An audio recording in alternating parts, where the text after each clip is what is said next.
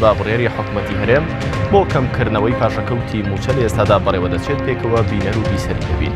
وای کرد لە چەند ساڵی ڕابردوودا وێڕای سیستەمی پاشەکەوتی موچە کە موچە خۆرانی ڕوبەڕووی ژیانێکی قورس کردەوە چەندین شکستیان بەسەر ئەم خاک و خەڵکەدا هێنا کە ئەم شکستانە وای کرد بە تەواوی ئەم هەرێمەی خستۆتە بەردەم مەترسی لە ڕووی ئیداری و ئابووری و سیاسیەوە. لە ماوەی 4 ساڵی ڕابردووشدا ژمارەیەک بەڵێنیان پێداین و ڕازگۆ نەبوون لەگەڵ بەڵێنەکانیان و ئەمە شوای کرد دەسەڵاتی هەرێم بە تەواوی متمانە لەدەست بدات و سەبارەت بە بڕیارەکانی ئەمڕۆی ئەنجومەنی وەزیران لێرەوە لەم چەند خاڵەدا ڕوانینی خۆمان دەخەینە ڕوو. یەکەم، ئەو هەنگاوەی ئەمڕۆی حکوومەت لە ژێر کاریگەری ناڕەزاییە فراوانەکاندایە کە خۆشبەختانە لە هەموو ناوچە و دەڤەرەکان خۆپیشاندان بە توندی بەڕێوە دەچێت.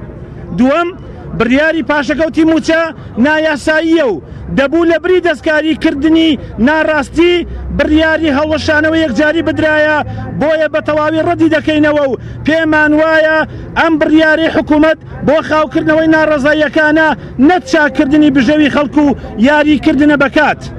سێیەم، وێڕای پشتیوانی تەواو لە هەڵوێستە مەردانەکانی هەولێر و دەڤەری بادینان ئیدانەی بەکارهێنانی تونند و توژی دەکەین کە بەرامبەریان ئەنجام دراوە و داوای ئازادکردنی دەست بەجێ دەستگیرکراوەکان دەکەین.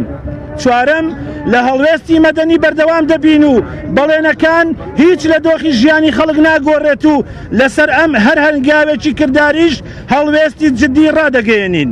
پێنجەم، بەداخەوە نێچیروان بارزانی لە بری سەرکۆنەکردنی هێزە ئەمنیەکان و ئیجراعات لەگەڵیان بە زمانێکی نەشیا و قسەی لەسەر خۆپیشاندانی مەدەنی کرد.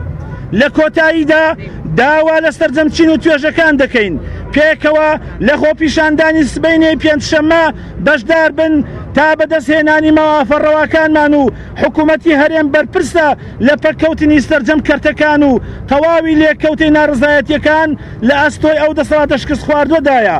تونند و توژیەکانیش پێشێرکاریەکی گەورەی مافەکانی مرۆڤە و دەسەڵات لێی بەرپرسە. سەربەرزی بۆ قۆناغی نوێی خەباتی مەدەنی مانەوە لەسەر شەقام و خۆپیشاندانی ڕۆژانە. 28 سێی 2018.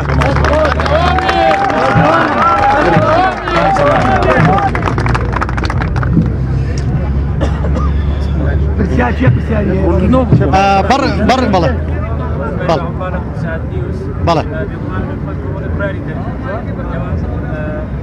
سەرشتانە بوو لەسەر پلانەکانی حکوومەت